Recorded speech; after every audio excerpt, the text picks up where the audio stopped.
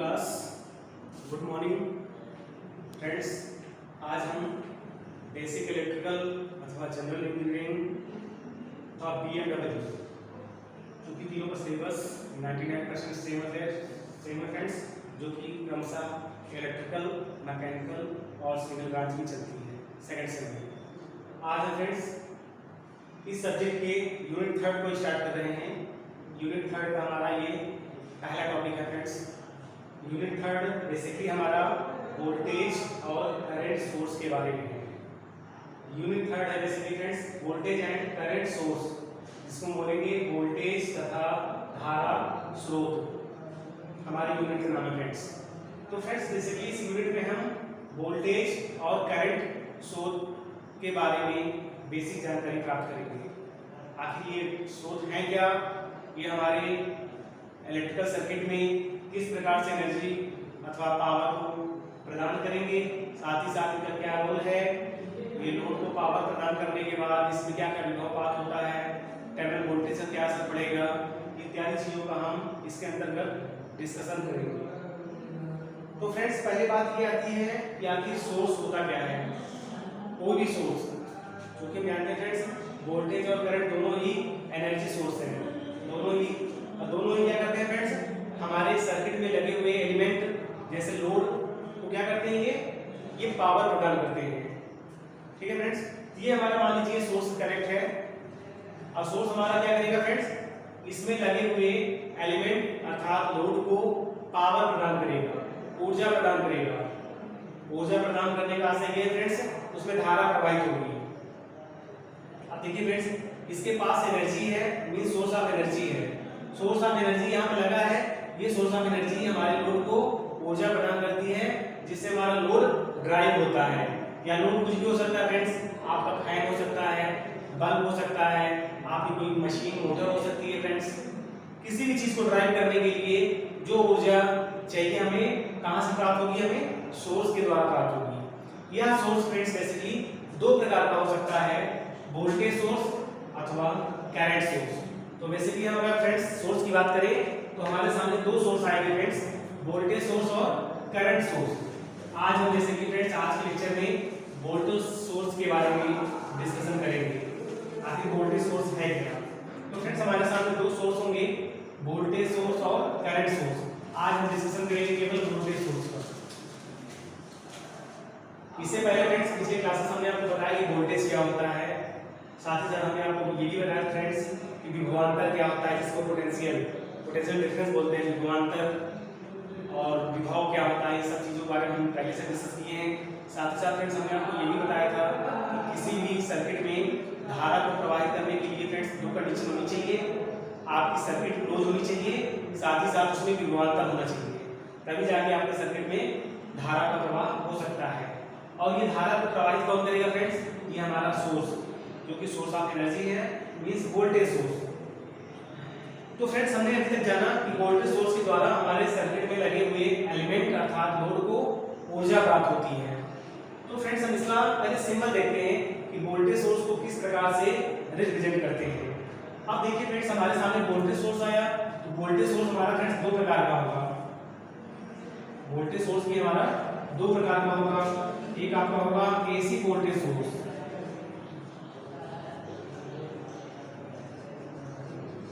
दूसरा आपका होगा फ्रेंड्स DC वोल्टेज सोर्स।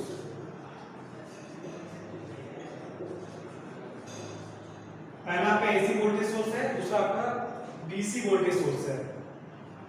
अब देखिए फ्रेंड्स हम इस समय प्रेजेंट टाइम में आपका जो DC डिस्कशन हम कर रहे हैं फ्रेंड्स, केवल DC की बात कर रहे हैं फ्रेंड्स, लेकिन आने वाली यूनिट में हम AC के बारे में भी चर्चा करेंगे फ्रेंड्स। लेकिन यहाँ पे केवल फ्रेंड्स आपको सिंबल में दिखा रहा हूँ, इसके बारे में डीपली आपका अध्ययन हम अगले आने वाली यूनिट में करेंगे। देखिए फ्रेंड्स आपका जो AC वोल्टेज सोर्स है, इसका जो रिप्रेजेंटेशन होता है वोल्टेज सोर्स के लिए इस प्रकार से होता है फ्रेंड्स। देखिए ये आपका VS वोल्टेज सोर्स है, कैसा है, AC वोल्टेज सोर्स है फ्रेंड्स। और DC के लिए फ्रेंड्स आप जानते हैं पहले से ही एक बैटरी के रूप में दिखाते हैं फ्रेंड्स, ये प्लस टर्मिनल और ये माइनस टर्मिनल। ये फ्रेंड्स आपका वोल्टेज सोर्स कैसा दिखा रहा है, इस प्रकार का सिंबल बना हुआ है, जिसको बोलेंगे AC वोल्टेज सोर्स है। और ये कैसा है, ये आपका डीसी है, डीसी वोल्टेज सोर्स है। ठीक है फ्रेंड्स, ये नॉर्मली हम पहचानने के लिए सिंबल आपको फ्रेंड्स बता रहे हैं कि डीसी वोल्टेज सोर्स का सिंबल ऐसे बना होता है और एसी वोल्टेज सोर्स का सिंबल इस प्रकार से होता है। क्योंकि फ्रेंड्स हमारी जो यूनिट है basically DC voltage source means DC supply पे आधारित है, इसलिए सारा डिस्कशन हम डीसी के अकॉर्डिंग करेंगे। ठीक है फ्रेंड्स, तो हम फ्रेंड्स बेसिकली डीसी के बारे में देखेंगे। अभी केवल हम सिंबॉलिक रिप्रेजेंटेशन की बात कर रहे हैं। हम बारी बारी से फ्रेंड्स दोनों रिप्रेजेंटेशन को दिखा देते हैं आपको। देखिए फ्रेंड्स, आपका डीसी वोल्टेज का रिप्रेजेंटेशन कैसा होगा अथवा वोल्टेज का रिप्रेजेंटेशन। सपोजली फ्रेंड्स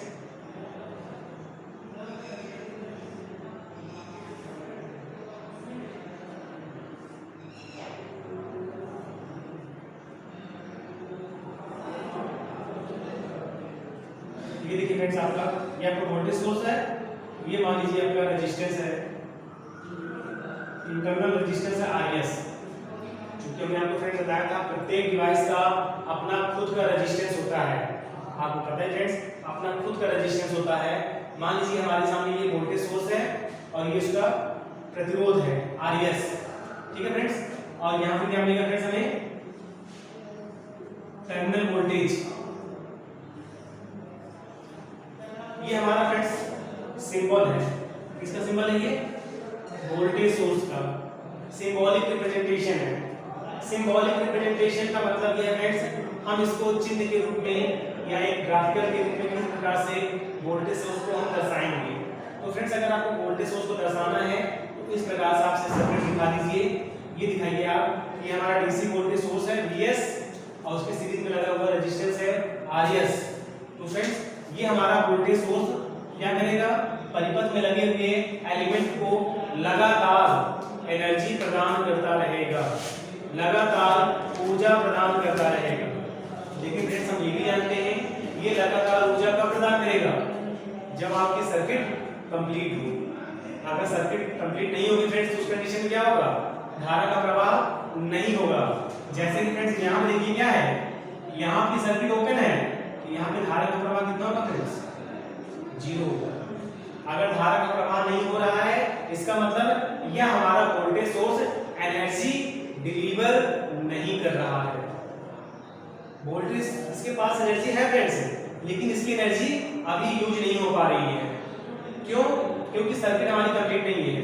जब तक सर्किट कंप्लीट नहीं होगी तब तक यह एनर्जी अथवा पावर का डिलीवर नहीं कर पाएगा। जैसे फ्रेंड्स हम यहाँ पर लोड लगा देंगे ऑटोमेटिक यहाँ पे एनर्जी को देना ये स्टार्ट कर देगा। तो पहला फिगर है फ्रेंड्स जिसमें हमने एनर्जी को नहीं लगाया है। अब एक फिगर और देख लेते हैं फ्रेंड्स हम जिसमें एनर्जी डिलीवर करते हुए दिखाया गया। अब देखिए फ्रेंड्स, मान लीजिए आपके सामने ये है,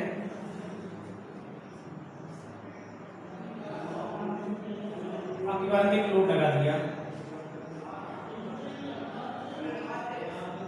ठीक है फ्रेंड्स, अब ये लोड लग गया, ये Rs है, ये क्या आपका Vs है। ये आपका वोल्टेज सोर्स है फ्रेंड्स, ये आपका इंटरनल रेजिस्टेंस है और इसमें अब धारा प्रवाहित होगी। क्यों होगी? क्योंकि आपकी सर्किट कंप्लीट है। अगर सर्किट आपकी कंप्लीट है फ्रेंड्स तो ये जो सोर्स ऑफ एनर्जी है अब ये एनर्जी प्रदान करेगा इस लोड को, लोड हमारा चलेगा। अगर यहाँ पर बल्ब लगाएंगे तो बल्ब जलेगा। ठीक है फ्रेंड्स, अब ये लोड को डिलीवर कर रहा है। लेकिन फ्रेंड्स हम जानते हैं जो इस वोल्टेज सोर्स का जो इसके क्रॉस वोल्टेज सोर्स का जो सोर्स है वो है Vs और यहाँ पे हमने बताया फ्रेंड्स आपको कंटिन्यूअसली एनर्जी प्रदान करता है। मान लीजिए यहाँ पर टर्मिनल वोल्टेज प्राप्त होगा ना आपका, इसके सिरों पे लोड के सिरे के क्रॉस कितना वोल्टेज हमें प्राप्त हो रहा है फ्रेंड्स।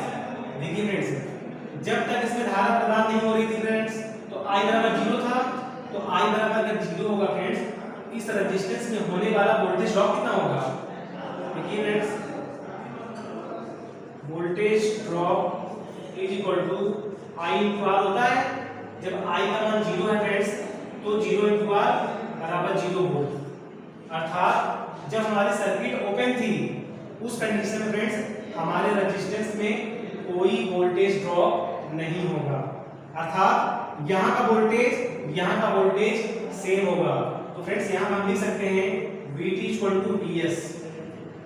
ध्यान दीजिए फ्रेंड्स, जब हमारा वोल्टेज सोर्स ऐसे सर्किट में लगा हो जिसमें कोई लोड कनेक्ट ना हो, लोड कनेक्ट नहीं है, इसका मतलब क्या है कि हमारी सर्किट ओपन अवस्था में है, ओपन सर्किट है, लोड कनेक्ट नहीं है, तो फ्रेंड्स हम कह सकते हैं ऐसे कंडीशन में जो यहाँ पे टर्मिनल वोल्टेज है, इस टर्मिनल वोल्टेज को हम ओपन सर्किट वोल्टेज नाम भी दे सकते हैं और इस टर्मिनल वोल्टेज का मान सोर्स वोल्टेज के मान के बराबर होता है।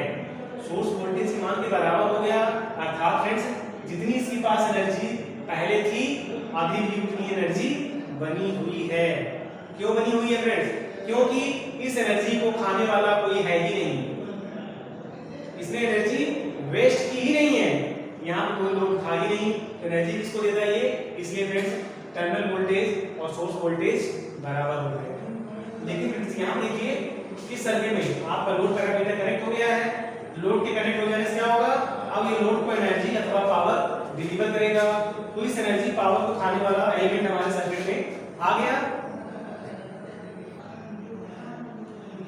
तो फ्रेंड्स हमने देखा कि जब हमारा ये कोई लोड कनेक्ट नहीं है उस कंडीशन में क्या हुआ, हमारे टर्मिनल वोल्टेज और सोर्स वोल्टेज बराबर हो गए।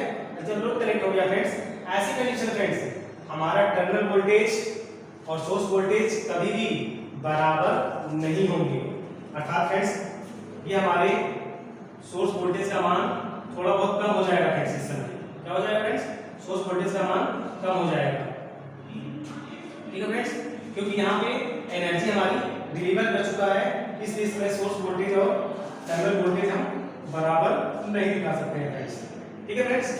अब बात करते हैं फ्रेंड्स, ये तो हमारा प्रैक्टिकल सोर्स था, इसको फ्रेंड्स अगर देखा जाए ये क्या था, ये हमारा प्रैक्टिकल वोल्टेज सोर्स था फ्रेंड्स। ये जो प्रैक्टिकली हम सर्किट यूज करते हैं ये वोल्टेज सोर्स था। अगर एक फ्रेंड्स हम बात करें ideal voltage source, ideal voltage source क्या होगा, दूसरा फ्रेंड्स हमारा ये भी हो सकता है ना कि हमारे सामने एक आइडियल वोल्टेज सोर्स आ जाए। अगर फ्रेंड्स आपको पूछे कि आइडियल वोल्टेज सोर्स क्या होगा, तो आइडियल वोल्टेज सोर्स ऐसे वोल्टेज सोर्स को कहेंगे जिसका इंटरनल रेजिस्टेंस जीरो हो, internal resistance is equal to zero, अर्थात friends RS equal to zero. ऐसा वोल्टेज सोर्स जिसका इंटरनल रेजिस्टेंस जीरो होता है उसे हम फ्रेंड्स क्या बोलते हैं, उसे बोलते हैं आइडियल वोल्टेज सोर्स। और जिसका फ्रेंड्स इंटरनल रेजिस्टेंस का मान कुछ ना कुछ होता है, भले कम होता है, जैसे यहाँ पे फ्रेंड्स ये क्या हो जाएगा प्रैक्टिकल वोल्टेज सोर्स। और यहाँ देखिए फ्रेंड्स इसी वोल्टेज सोर्स को अगर RS का मान हम जीरो कर दें, RS का मान जीरो कर दें तो फ्रेंड्स क्या बन जाएगा, ये बन जाएगा फ्रेंड्स हमारा आइडियल वोल्टेज सोर्स। तो फ्रेंड्स RS का मान जीरो का मतलब क्या है, RS का मान जीरो का मतलब ये फ्रेंड्स ये शॉर्ट हो जाएगा, जीरो रेजिस्टेंस मतलब ये होता है फ्रेंड्स शॉर्ट। तो ये फ्रेंड्स देखिए हमने शॉर्ट कर दिया। अब देखिए फ्रेंड्स ये हमारा टर्मिनल वोल्टेज, ठीक है फ्रेंड्स, ये हमारा आइडियल वोल्टेज सोर्स है। कैसा है फ्रेंड्स, ये हमारा आइडियल वोल्टेज सोर्स है, VT VS यहाँ पे प्राप्त होगा, क्योंकि यहाँ पे हमारे इंटरनल जो आपकी रेजिस्टेंस था वो उसका मान जीरो हो गया फ्रेंड्स। तो जीरो हो गया तो फ्रेंड्स जाहिर सी बात क्या होगा फ्रेंड्स, इसमें फ्रेंड्स क्या होगा कि जितना भी आपका वोल्टेज ड्रॉप हो रहा था फ्रेंड्स, अब वो वोल्टेज ड्रॉप नहीं होगा फ्रेंड्स। अगर वोल्टेज ड्रॉप फ्रेंड्स नहीं होगा, अगर इस सर्किट में हम अगर लोड कनेक्ट भी कर देंगे, लोड लगा दें फ्रेंड्स, तो यहाँ पे जो वोल्टेज प्राप्त होगा अर्थात टर्मिनल वोल्टेज प्राप्त होगा वो सेम कितना हो जाएगा फ्रेंड्स, VT VS अभी प्राप्त होगा फ्रेंड्स। तो फ्रेंड्स हमारे लोड के क्रॉस जो वोल्टेज अभी प्राप्त हो रहा है, कितना प्राप्त हो रहा है, सोर्स वोल्टेज के बराबर वोल्टेज प्राप्त हो रहा है। तो आइडियल वोल्टेज स्रोत वह वोल्टेज स्रोत होगा फ्रेंड्स जिसका इंटरनल रेजिस्टेंस का मान 0 होगा, ठीक है फ्रेंड्स। तो फ्रेंड्स आज की क्लास फ्रेंड्स इतना ही। आज हमने बेसिकली वोल्टेज सोर्स के बारे में डिस्कशन किया, अगली क्लास में हम करंट सोर्स के बारे में डिस्कशन करेंगे फ्रेंड्स। तो फ्रेंड्स इसलिए आज के लिए बस इतना ही, थैंक यू।